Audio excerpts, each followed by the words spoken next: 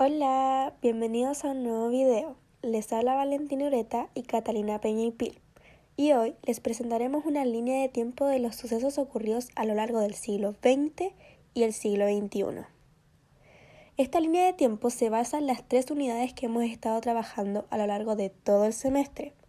Y a esto le llamamos la historia a través de acontecimientos. Empezando con el siglo XX. Como primer suceso principal del siglo XX tenemos a la Primera Guerra Mundial. Este fue un conflicto bélico que definió el acontecer del siglo. Este acontecimiento devastó el orden político, económico y social de toda Europa. Como segundo suceso tenemos a la Segunda Guerra Mundial.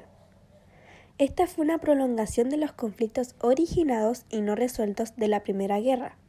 En ella se vieron comprometidas la mayor parte de las naciones del mundo, incluyendo a todas las grandes superpotencias.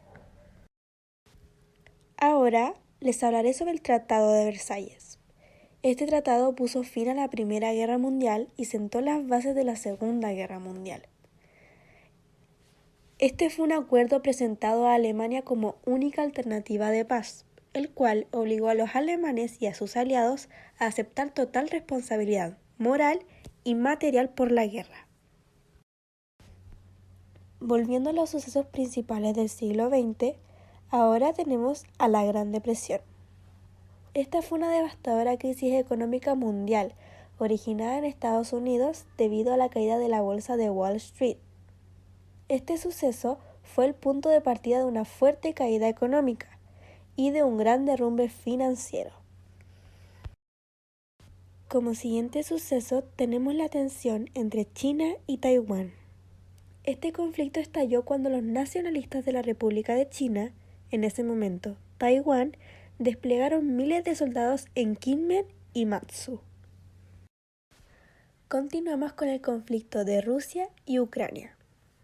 Años atrás, grandes partes del territorio ucraniano pasaron a pertenecer al Imperio ruso.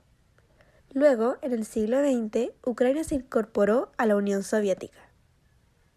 Tras la caída de esta, varios territorios se convirtieron en naciones independientes, siendo Ucrania una de ellas, quien mantuvo contacto directo con la OTAN, lo cual provocó que Rusia perdiera influencia sobre este país. Y como último suceso tenemos a la Guerra Fría. Este fue un conflicto político-ideológico entre Estados Unidos y la ex Unión Soviética, dividiendo el mundo en dos partes, uno alineado con el capitalismo y el otro con el comunismo. Esta guerra desencadenó eventos como la caída del muro de Berlín. Alemania estaba dividida entre partidos socialistas y capitalistas, pero luego de su caída se logró la reunificación de Alemania. Como siguiente evento tenemos la disolución de la Unión Soviética. Esta tuvo diversas causas como lo fueron la carrera armamentista. Ambas potencias, Estados Unidos y la Unión Soviética, desarrollaron sus mejores armamentos. Asimismo, expandieron sus sistemas de producción capitalistas y comunistas. Otra causa sería la Guerra de Afganistán. Esta consistió en que la Unión Soviética invadió Afganistán, iniciando una guerra en la cual, gracias a la ayuda de Estados Unidos, hubieron masivas pérdidas para el régimen soviético. Como siguiente causa, tenemos al Glasnost y Perestroika. Cuando Gorbachov estuvo en el poder, planteó estas dos reformas que fueron implementadas con el fin de convertir a la Unión Soviética en una democracia, y así permitir la inversión de capitalistas extranjeros. Continuando con las causas de la disolución de la Unión Soviética, como último tenemos a la Guerra del Golfo. Irak invadió el Emirato de Kuwait, con el objetivo de controlar las reservas petrolíferas kuwaitíes, y finalmente Irak anexó formalmente Kuwait. Con este último, finalizamos los acontecimientos que ocurrieron en el siglo XX. Ahora pasaremos al siglo XXI. En la actualidad, tenemos a los acontecimientos como la tensión entre China y Taiwán y el conflicto de Rusia y Ucrania. Empezando con la tensión entre China y Taiwán, actualmente China quiere la reunificación con Taiwán. Esto provocaría una guerra en la cual incluiría a muchos países como Japón, Estados Unidos, Australia y Reino Unido. Otra consecuencia de esta posible sería que Taiwán paralizaría las industrias de producción de microchips, creando una devastadora crisis económica mundial.